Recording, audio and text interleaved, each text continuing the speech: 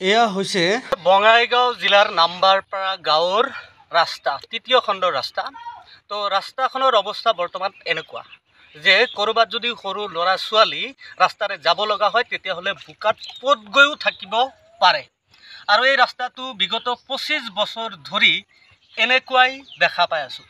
বহুবাৰ এই ৰাস্তাৰ কাৰণে টকা পইচা আহিছে, বহু ঠিকাদাৰে পাইছে, বহুত আমাৰ লোকেল মানুহখিনিয়ে পাইছে। পোৱাৰ পিছতো সামান্য কাম কৰি তাতেই সমাপ্ত কৰি দিয়ে।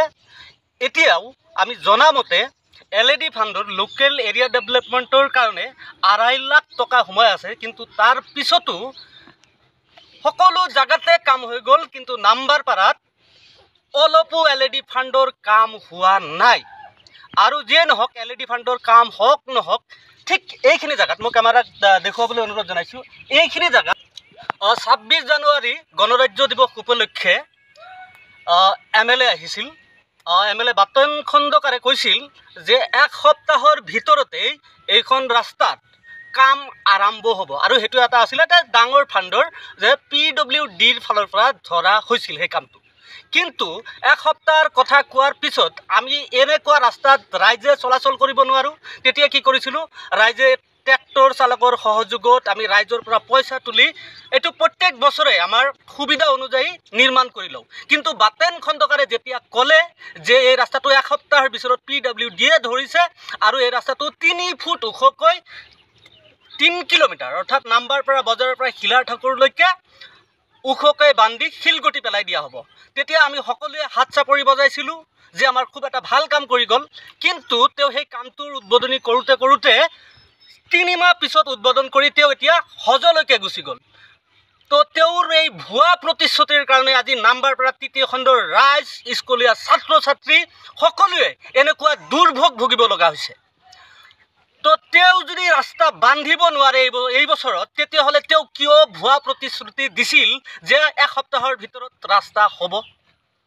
আৰু LED ফাণ্ডৰ সেই টকাখিনি ক'লৈ গ'ল?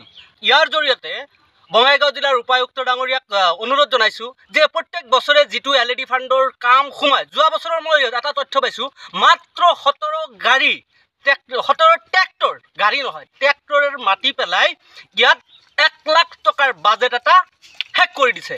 আৰু এই বছৰৰ LED ফাণ্ডৰ টকাখিনি ক'লৈ গ'ল? বা যদি আছেই তেতিয়াহ'লে কেতিয়া কাম কৰিব? আমাৰ ল'ৰা ছোৱালীবোৰ কেনেকৈ স্কুলত যাব? এই এখন বৃহৎ পথাৰ দেখা পাইছে, এই পথাৰত মানুহে বিভিন্ন ধৰণৰ খেতি কৰে। এই খেতিবিলাক চপাবৰ কাৰণে এখন ৰাস্তাৰে ট্ৰেক্টৰ চলাচল কৰে, চলাচল নকৰিলেতো উপায় নাই। কিন্তু এতিয়া আমাৰ ৰাইজৰ এনেকুৱা এটা অৱস্থা হৈছে, না ব্যৱসায় কৰিব পাৰিছে, না ৰাস্তাৰে চলাচল কৰিব পাৰিছে, না বজাৰ ঘাট কৰিব পাৰিছে। এনেকুৱা এটা পৰিৱেশৰ মুখত আমাক বিধায়ক ডাঙৰীয়াই ঠেলি দিছে।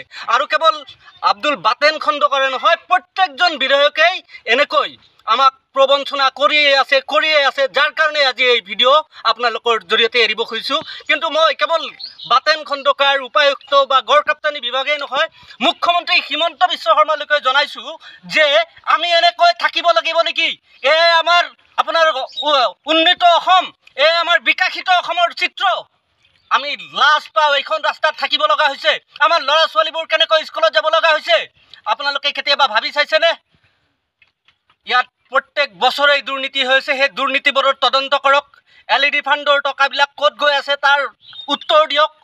আৰু 66 লাখ টকাৰ কাম যিটো হ'ব বুলি কৈছিল, সেই টকাখিনি আমাৰ ক'লৈ গ'ল? আমি এনেকৈ থাকিব লাগিব নেকি গোটেই জীৱন?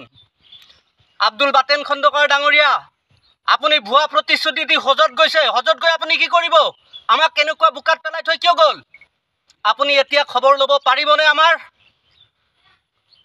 আমি শেষত সকলোকে গড়কাপ্তানি বিভাগ, আনকি মুখ্যমন্ত্ৰী আৰু জিলা উপায়ুক্তক অনুৰোধ জনাইছোঁ যে আমাৰ কাৰণে সোনকালে কিবা এটা বিহিত ব্যৱস্থা কৰক।